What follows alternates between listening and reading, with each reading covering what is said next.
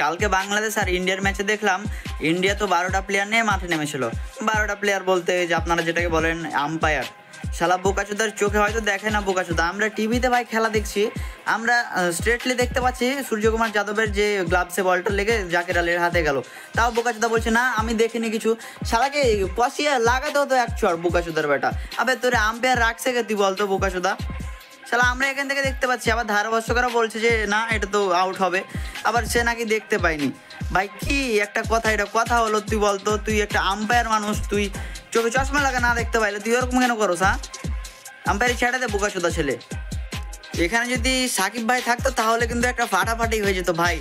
আর আমি তো মনে মনে ভাবছি যে আমি কি টিভির মধ্যে যে তারা মাইরে আসবো নাকি? শালা বোকাচোদার মতো ডিসিশন দেয়, আবার সে নাকি আম্পায়ার। হ্যাঁ, ইন্টারন্যাশনাল আম্পায়ার করেছে কে তারে বলতো? ভাই আমাদের দেশের শরীফুদ্দৌলা ইবনে সৈকতের কাছ থেকে শিখায় আম্পায়ারি কীভাবে করতে হয়। শালা